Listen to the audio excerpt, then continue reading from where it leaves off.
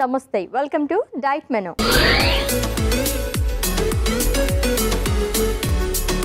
So every week kuda manam different health condition gurinchi maatladukunటూ మంచి recipes prepare చేసుకుంటుంటాం కదండి. So వారంలో మనం ఫస్ట్ డే లోకి ఎంటర్ అయిపోయాం కాబట్టి ఈ వీక్ మొత్తం దేని గురించి మాట్లాడుకోబోతున్నాం అండ్ అలాగే ఏం రెసిపీ చేస్తారో చూద్దాం. Let's invite our nutritionist Alekhya గారు. హలో అలేఖ్య గారు. హాయ్ అశ్విని గారు. వెల్కమ్ అండి. థాంక్యూ. ఎలా ఉన్నారు? చాలా బాగున్నా. మీరు ఎలా ఉన్నారు? నేను కూడా యాజ్ యూజువల్ చాలా బాగున్నాను. మీరు చెప్పే హెల్తీ టిప్స్ అన్ని పాటిస్తూ మంచి రెసిపీస్ తింటూ.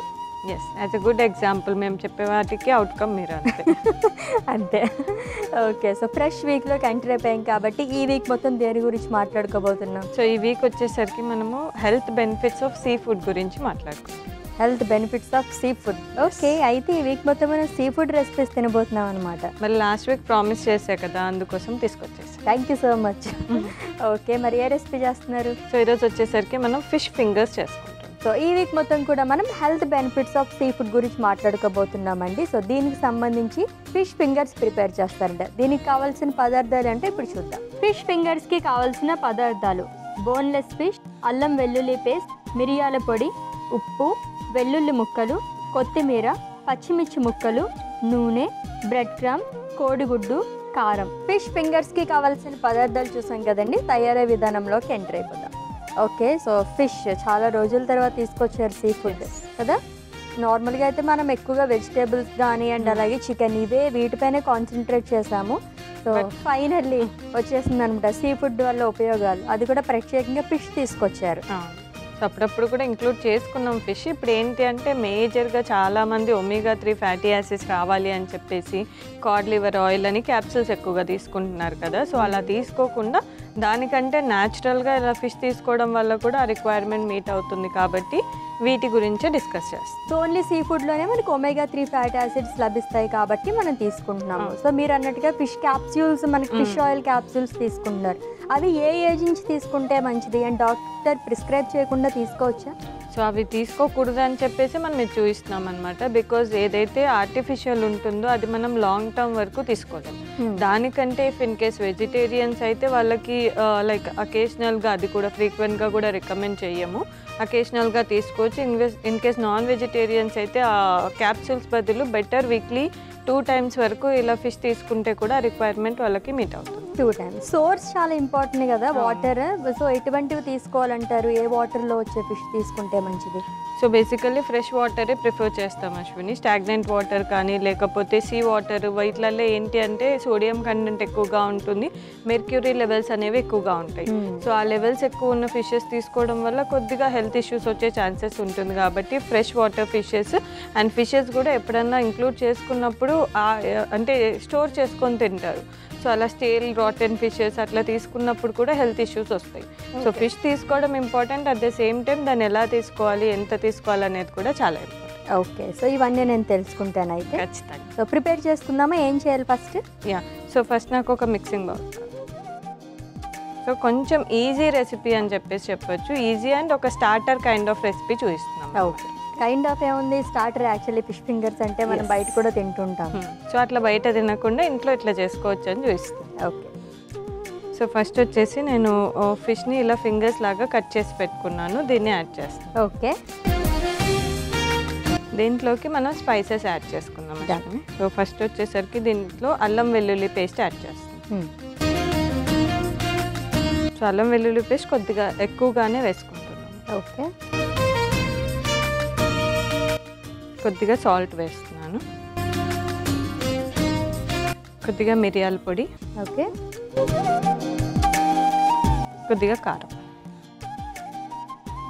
సో దీంట్లోకి మనం ఒక ఎగ్ బీట్ చేసి మొత్తం కలిపేసుకుందాం. Done.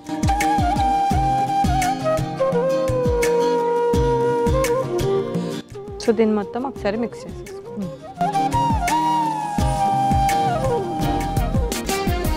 So in case preparation చేసుకునే వాళ్ళైతే దీన్ని ఇలా మ్యారినేట్ చేసేసి కొద్దిసేపు పెట్టిన తర్వాత ఆల్మోస్ట్ ఒక 1/2 hour అలా పెట్టుకున్న తర్వాత ఈ రెసిపీ చేసుకుంటే ఇంకా బాగా టేస్టీగా అండ్ క్రిస్పీగా వస్తుంది. అవును. సో అశ్విని మనం స్పైసెస్ అన్నీ వేసేసి కలిపేసుకున్నాం కదా, నెక్స్ట్ కొద్దిగా ఫ్రెష్ స్పైసెస్ వేసుకున్నాము. ఓకే. ఫస్ట్ వచ్చేసరికి మనం కట్ చేసి పెట్టుకున్న వెల్లుల్లి యాడ్ చేస్తున్నాను. ఇవి ఇంకా చిన్నగా కట్ చేసుకుంటే కూడా బాగుంటుంది. అవును. కొద్దిగా పచ్చిమిర్చి, ఓకే, కొద్దిగా కొత్తిమీర.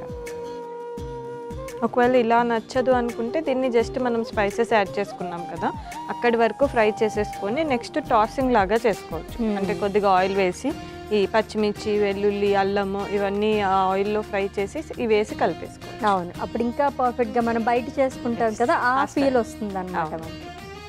సో దీన్ని మొత్తం కలిపేస్తాం. ఓకే. ఓకే, సో లక్కీ గారు ఇలా ప్యాన్ పెట్టుకుందామా? పెట్టేసుకున్నాం.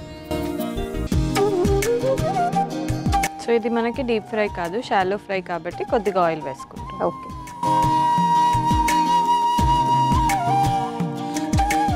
సో అశ్విని ఇది మొత్తం మిక్స్ చేసేసుకున్నాం కాబట్టి ఇప్పుడు కొద్దిగా కార్న్ఫ్లోర్ వేస్తున్నాను. ఇది కూడా ఏంటంటే ఆ క్రిస్పీనెస్ మనకు బైండింగ్ కోసం. ఒకవేళ లేదంటే బేసన్ కూడా వేసుకోవచ్చు. ఓకే. మైదా చాలా వరకు ఇప్పుడు అవాయిడ్ చేస్తున్నారు కదా అందరూ కూడా. అంటే మరి కంప్లీట్ మైదా బేస్డ్ కాకుండా జస్ట్ బైండింగ్ కోసం కొంచెం వేసుకొని దాంతోపాటు ఈ కార్న్ఫ్లోర్ ఇలాంటి వాటితో బ్యాలెన్స్ చేసుకుంటే బెటర్, మొత్తం మైదాతో మిక్స్ చేసేయకుండా. అవును. సో మనకి కార్న్ఫ్లోర్ అనేది ఇక్కడ మనకి ఎంత సరిపోతుందో లైక్ ఆ వెట్నెస్ పోయే వరకు యాడ్ చేసుకుంటూ కలుపుకోవాలి. ఓకే. సో నెక్స్ట్ ప్రాసెస్ వచ్చేసరికి మనం ఒక ప్లేట్లో బ్రెడ్ క్రమ్స్ తీసుకొని ఇక్కడ మనం ఏదైతే ఆల్రెడీ మిక్స్ చేసి పెట్టుకున్నామో ఈ ఫిషెస్ని మనం ఫిష్ ఫింగర్స్ని బ్రెడ్ క్రమ్స్లో రోల్ చేసి ఫ్రై చేసుకుంటాం. ఓకే.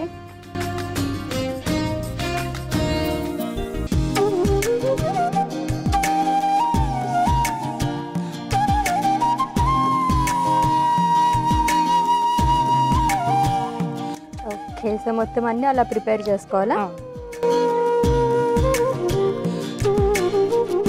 బ్రెడ్ క్రమ్స్తో కోట్ చేసుకున్న ఫిష్ ఫింగర్స్ని ఫ్రై చేసుకోవాలి. ఓకే.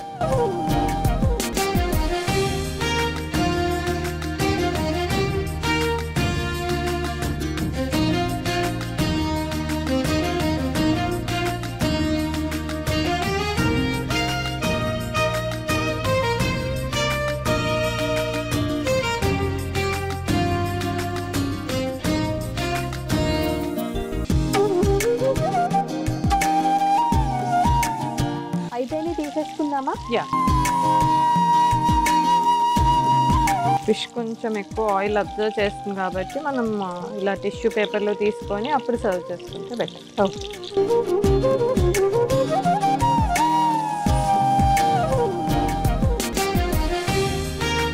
సో అశ్విని దీన్ని మనం సర్వింగ్ ప్లేట్లో సర్వ్ చేస్తాం. ఓకే.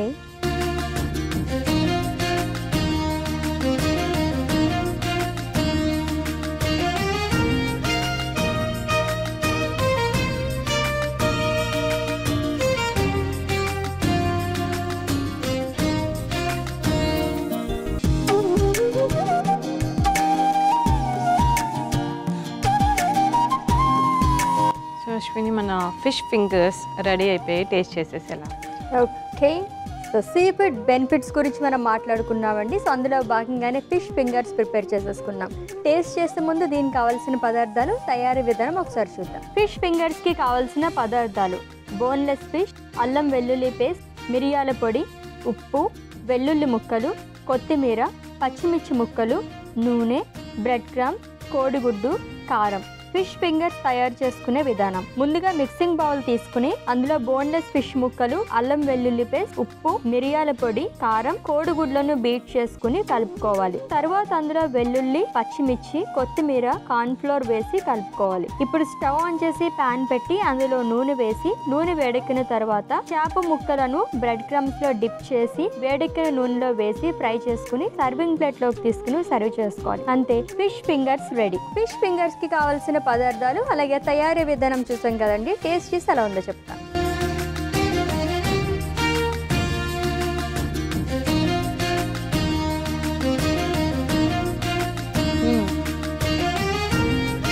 మంచి క్రిస్పీగా సో సీ ఫుడ్ క్రేవింగ్స్, అందులోనే ఫిష్ ఫింగర్స్ చాలా ఎక్కువగా స్టార్టర్స్లో అందరూ ఆర్డర్ చేస్తూ ఉంటారు.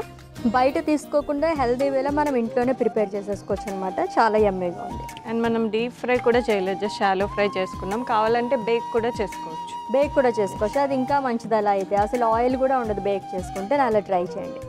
థ్యాంక్ యూ సో మచ్ అండి. చాలా మంచి రెసిపీ ప్రిపేర్ చేస్తారు అండ్ చాలా చాలా టేస్టీగా కూడా ఉంది. Yeah, thank you Ashwini. Seafood బెనిఫిట్స్లో భాగంగా ఫిష్ ఫింగర్స్ ప్రిపేర్ చేసేసుకున్నామండి. చాలా చాలా యమ్మీగా ఉంది. మీరు కూడా తప్పకుండా ట్రై చేసేయండి. రేపటి డైట్ మెనూ ఎపిసోడ్లో మళ్ళీ మీట్ అవుదాం. Until then take care. This is Ashwini signing off. By.